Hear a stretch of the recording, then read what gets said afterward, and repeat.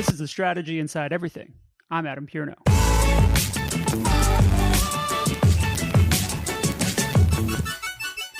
All right, welcome back to another episode of the Strategy Inside Everything. It's great to be back today. I have a very special guest, the founder and CEO at We First, Simon Mainwaring. I'm going to say that again because I butchered it. We have a very special guest today. The founder and CEO at We First, Simon Mainwaring, is here to join us. Simon, how are you today? I am very well, and thanks for the chance to chat with everyone. Yeah, I'm looking forward to this conversation. It's pretty timely.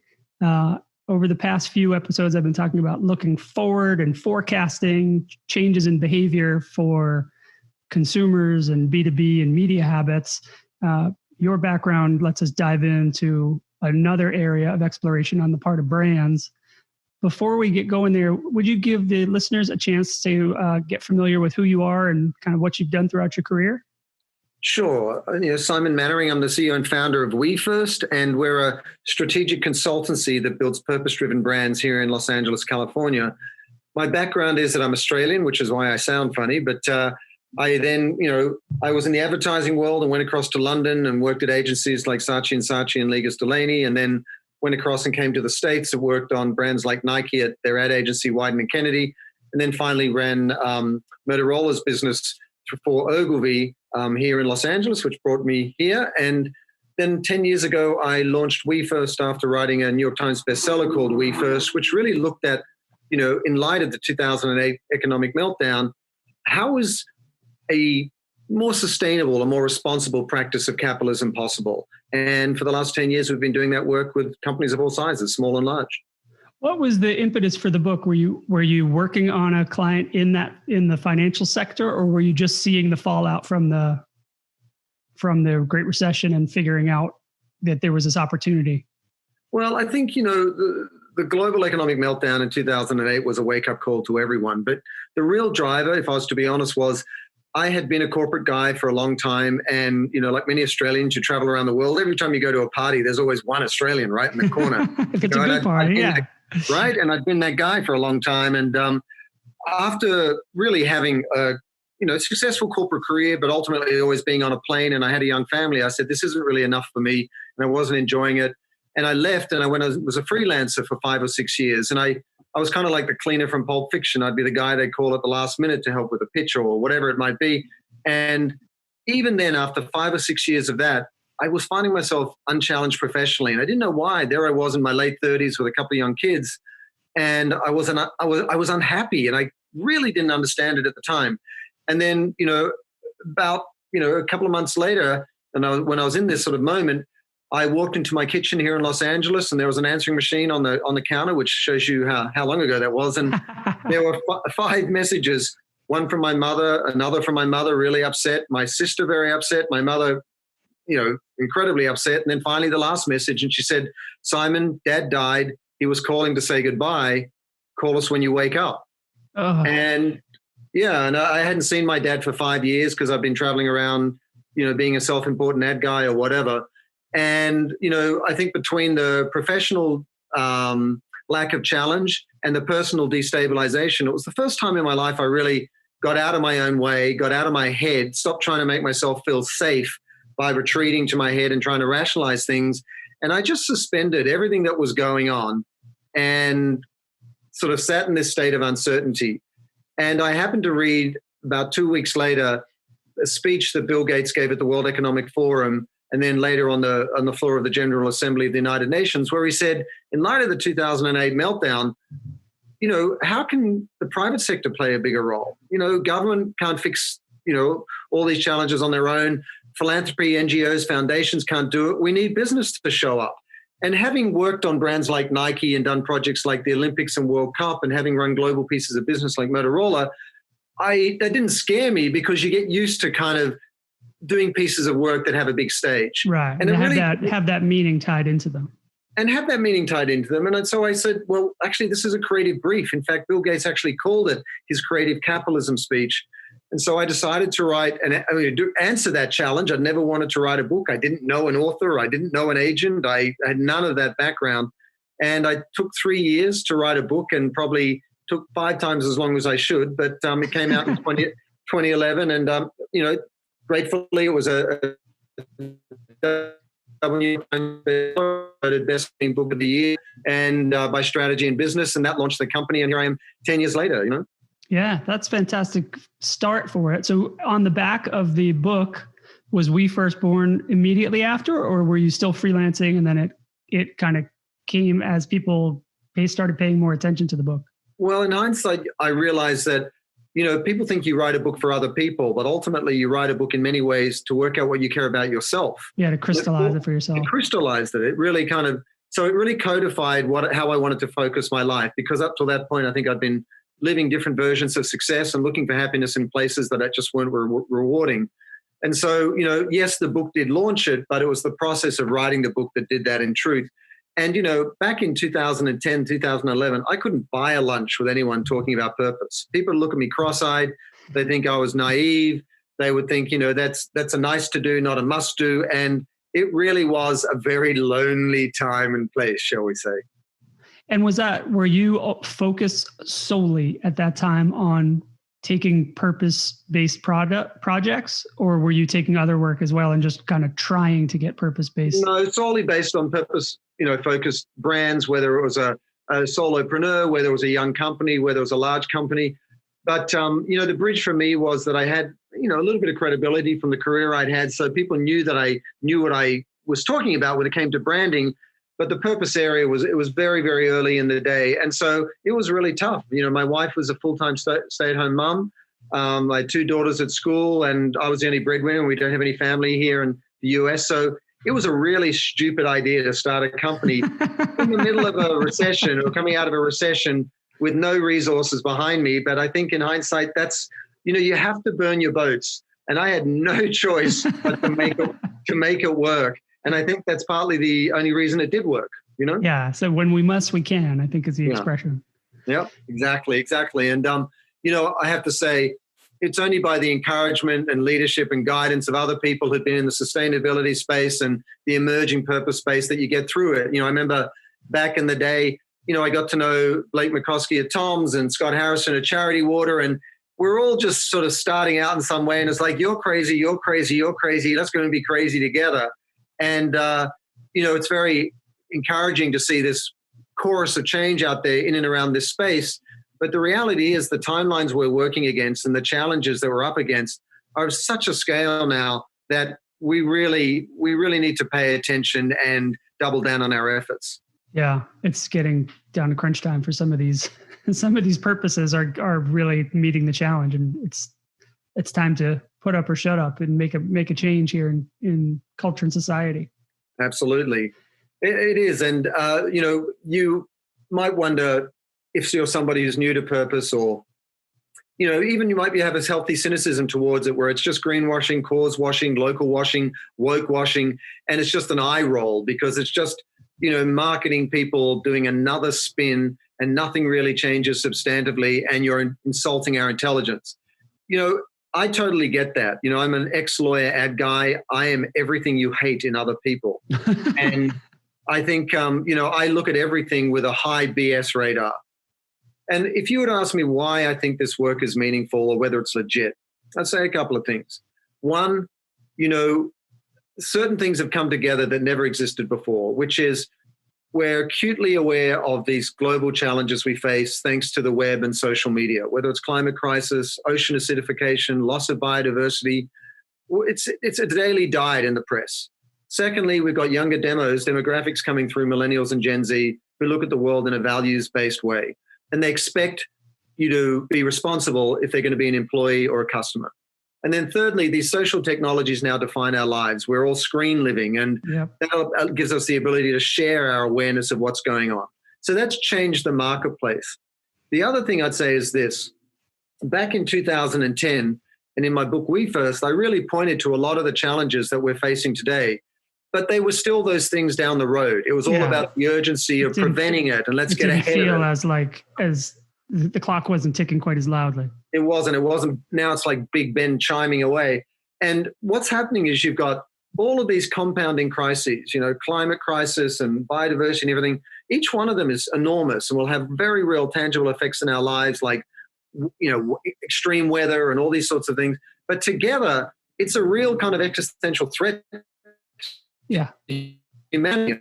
We're so many ways. And, COVID-19 notwithstanding. And so there's this tidal wave of crises coming towards us back from the future.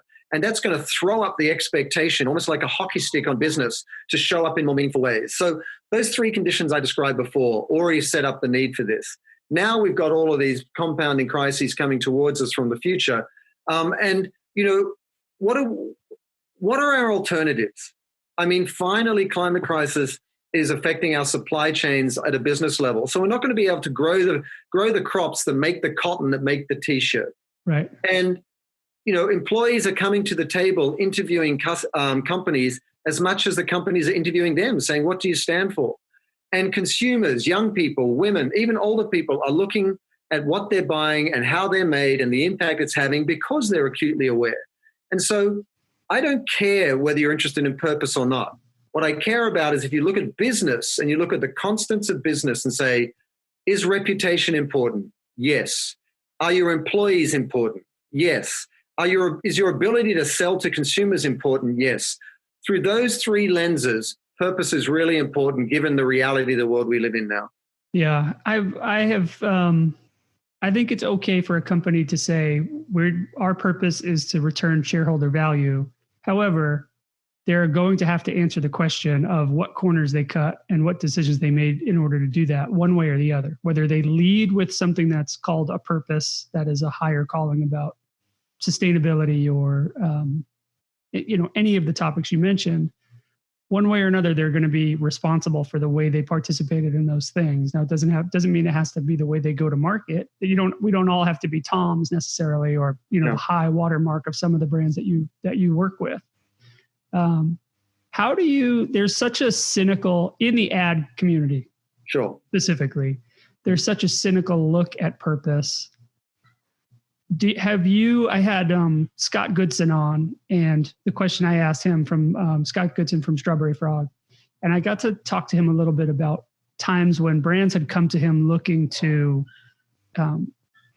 make a movement, but he couldn't help them, or they failed because they didn't have, was there an ingredient missing? And I want to know if you've had experiences where a brand has come to you and there's what makes it not work versus the times when you get in a conference room or get on a call and you realize, oh, okay, I see how this is going to go. I see how to connect the dots here.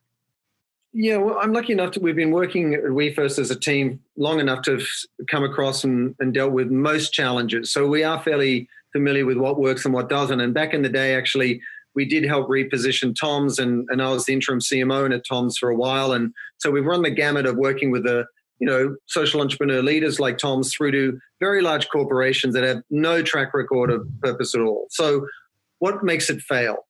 Well, I think it really does turn on the integrity of your intent. Do you really want to do it or not? And the reason a lot of people in advertising are cynical about it is typically advertising is managing the image. The reality of a company and how it's perceived by consumers in the marketplace were two distinct things. In fact, that's right. The optics were manipulated specifically to either mask what's going on inside the company for real or to, give an impression that may or may not be true. Right. A company making one delivery of food to a donation and saying, look at all the good things we're doing. Yeah. And turning that into a campaign. Absolutely. And, I think consumers are aware now, and, even if you're in the advertising industry, even your citizen hat on, you look at it and go, we're in real trouble and we need real results. And so everyone needs to stop talking about it and really be able to defend the claims that they're making. And so I do understand that. So why does it fail? You need to want to do it for real. That sounds stupidly simple, but that really makes all the difference in the world. You need leadership buy-in, because a lot of times when we deal with C-suites and executive teams, ELTs and so on, you've got one champion for this work at the table. You've got maybe a CMO who understands it's important but doesn't prioritize it because they see marketing as something distinct from purpose. You might have a CFO who just doesn't believe in it at all because they're just looking at their spreadsheet. You need to get that leadership team buy-in. The second reason it may break down is it's not true inside the company, no matter what you say outside the company. It has to be true of how you treat your employees, the culture you build. And then thirdly, it breaks down because you don't walk your talk. You can shout all day long about how good your intentions are, but if you're not actually showing up and getting meaningful and measurable impact, you're going to get called out, especially by the younger demographics today. And that's just 3 of the dozens of ways it can break down. Have you encountered a lot of companies that have, because I would imagine you're one of the top people on the Rolodex that they would call if they decided, oh, we need a purpose strategy. Mm-hmm. How often is the call coming and it's a company that really doesn't have the purpose baked in yet, but they think they want a campaign or some kind of message about purpose? What guidance do you give them? You don't have to out anybody, but like what kind of guidance do you give that organization? If somebody is looking for a campaign, they either are looking for the wrong thing or they're new to the purpose space and they just need a little bit of sort of help in understanding how it works, because purpose has very little to do with campaigns. Purpose really is why a company exists, and it informs all aspects of a company, from its supply chain to its employees, right through from onboarding all the way through to retention and incentives and rewards, through to products they develop and how they make them and what they innovate and prioritize. Yes, through to marketing. And yes, through to campaigns that, reflect back how they brought their purpose to life. And yes, through to CSR, SDGs, sustainable development goals, ESG, environmental, social governance initiatives, cause work. But it really informs all aspects of the company. So if a brand comes to us and says, hey, we'd like a campaign, we say, well, wait a second, let's talk about what purpose is in the first place.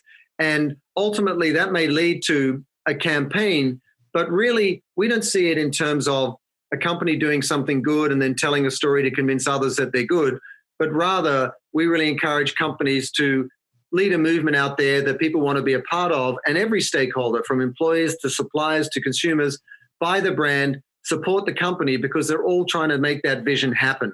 Right. And so it's a completely different mindset. And, having spent, almost 20 years of my life in advertising and now 10 years in this world, it's night and day. It's completely different. And, you can't manage the optics to be perceived as a purposeful brand these days. You have to do it for real. Yeah, you can't halfway do it. No. Which is what all the cynicism is about. The times where people have done it halfway. Yeah, and I think, that cynicism is almost misplaced because it's judging purpose on the basis of a uninformed expression of it. It's like it's judging taking the worst example as the standard. It's like judging an amateur. It's like, oh, you're terrible at soccer. I know, I'm an amateur. and therefore soccer is bad. Yeah, and therefore soccer is bad. And why you even play soccer? In fact, give me that ball. You're an idiot. So, which would actually make sense. Nobody would watch it if it was like you and I playing. Right, and also, to be cheeky even further, there's nothing worse than the armchair quarterback. So if someone's sitting on the sideline saying your purpose sucks, I would encourage them to kind of turn the mirror around and say, embrace it authentically yourself, bring it to life, be accountable, and set an example, shall we say. Always. I agree. Yeah, there's always that 360 view or the 180 view.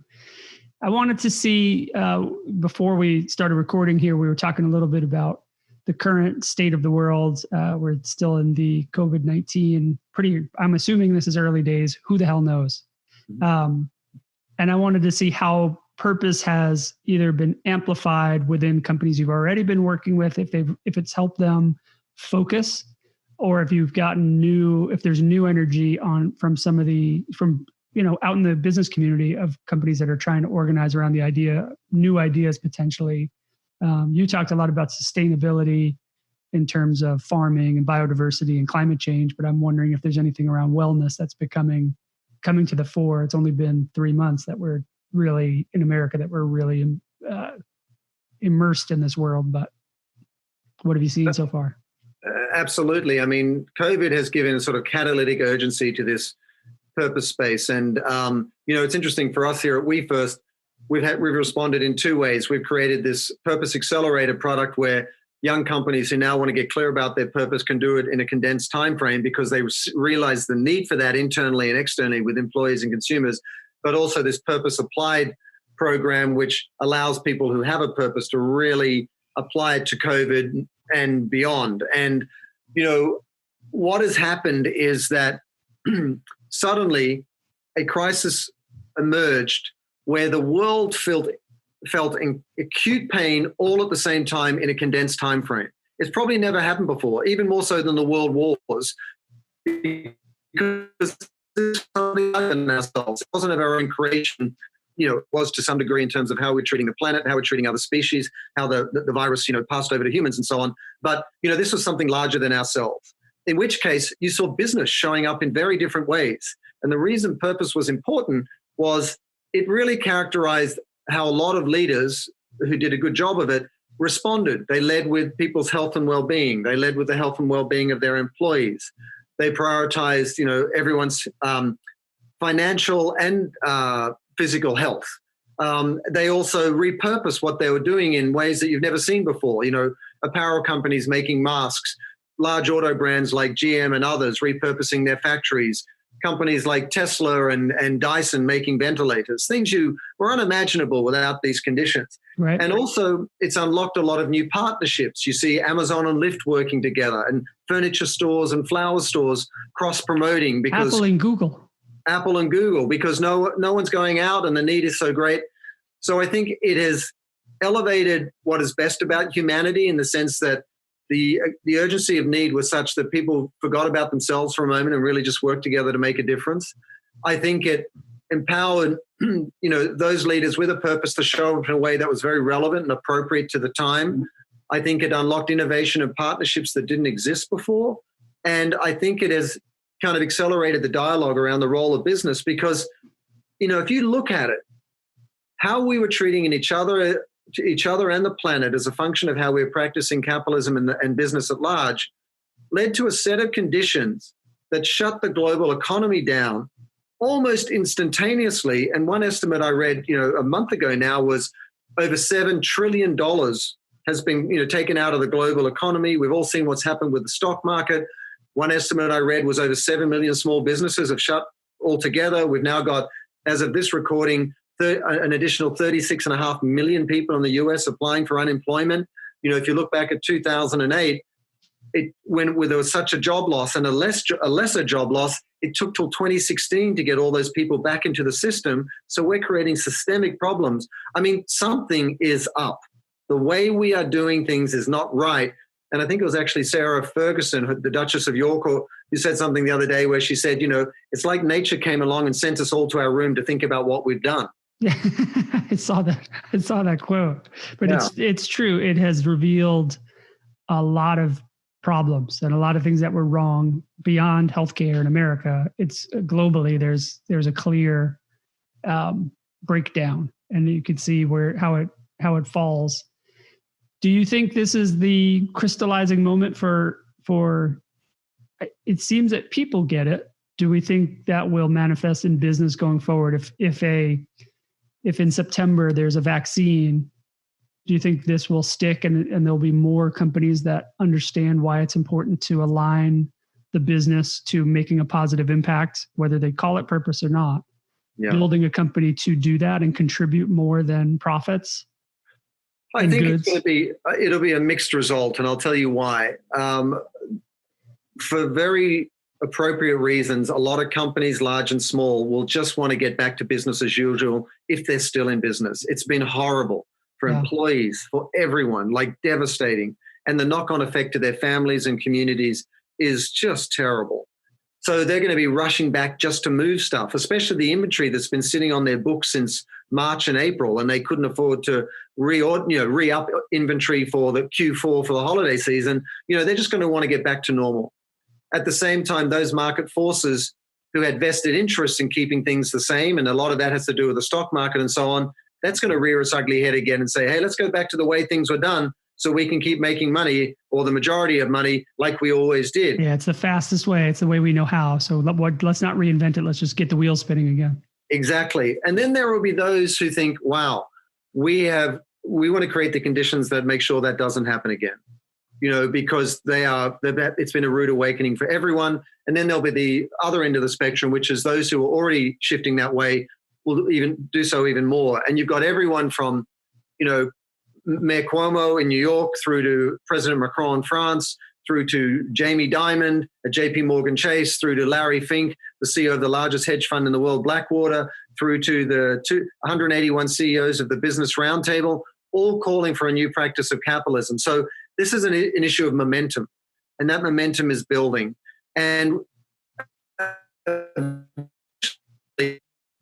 companies doing things the right or a way that's more responsible to more people, that it'll be a competitive advantage and it'll be a disincentive for others to do otherwise. So I think it'll accelerate that, but you'll have this whole blend of responses when we go back to whatever that normal is. Yeah, I understand. Even now at this point, are you seeing, you mentioned the Purpose Accelerator and your Purpose Applied. Yeah. Are you seeing more take on that? Are you getting people that are coming through that and trying to use those services and come at you with net new businesses that are being founded right now? Or is that something that we haven't really started yet? We are seeing that, here at WeFirst, we're lucky that, we've been working hard for 10 years and we have built a strong reputation as a thought leader and practitioner in this area. And there are a lot of young companies, social entrepreneurs and otherwise, that are already thinking this way. All the kids coming out of graduate schools and so on, they want to make a difference in the world. And so what they're looking to do is to codify that strategy more, to be more intentional about it. They had instincts for it, but now they see that this is a real market driver. At the same time, the legacy brands, the larger companies are sitting there going, wow, there's a lot of earned media being driven by these companies that are leading with their purpose. There's a lot of dialogue going on around this. Maybe we really do need to wake up to help us think that through. And I think, it's always a question of pressure. If you're being pressured by your consumer that buys your stuff, or by your customer that sells your stuff to consumers who want more responsible business, or by employees who want to know what you stand for in a job interview, eventually you wake up and especially if it's all three. Yeah, and if it's all three, you're surrounded, and you cannot stick your hand in the head deep enough in the sand to survive. And if you don't respond, all you're doing is inviting your own irrelevance, and you've got no one to blame but yourself. So we are seeing a lot of people be interested about this, and they want to know how to do it for real. They want to know how to do it in a way that drives growth. Like, our tagline at WeFirst is growth through purpose, because you want to grow the business that is having a positive impact so it can increase its impact. It's not about suspending the bottom line and saying, hey, let's just do good. It's about driving growth for your business. Yeah, and you can do both. Absolutely. Every single client we work with has a frowny face CFO looking at us going, show me what this is going to do for our business, with good reason. That's their job. Yeah. And it'd be nice if it always worked for both levels. But it can't work if it doesn't serve the financial goals, which is, I think, the challenge and the hardest part, I think, for existing companies to get their head around. There's no mission without a margin. There's no company. That's it. If it's not self-sustaining, it can't exist. Exactly. Simon, this is fantastic. Thank you very much for making time. I know people can find you online at wefirstbranding.com and at your site, simonmainwaring.com. And I'll link to those both of those things. Anywhere else that you want to send people on the web to find you? Yeah. If people have a question, and they're passionate about unlocking the value of purpose to their business and really creating a meaningful impact, my email is simon@wefirstbranding.com, simon@wefirstbranding.com. That goes straight through to me. And, we've all got to support each other right now. There is a lot more at stake than our own self-interest. But if we actually all work together for the collective benefit, then we're going to create the conditions in which all of us can succeed. And we've learned the hard way what happens when the natural ecosystem and the business ecosystem breaks down. We've seen that globally in the last few months. It's a time for us all to show up for each other and to create the conditions where we can all thrive and also support the planet in a more responsible way. So, if we can help in any way, let us know. And just thanks for the chance to share some thinking. Oh, thanks, Simon. I really appreciate it. This was a great talk. All right. Thanks so much, everyone. Yeah. Bye-bye. All right, Simon, that was really cool. Thank you.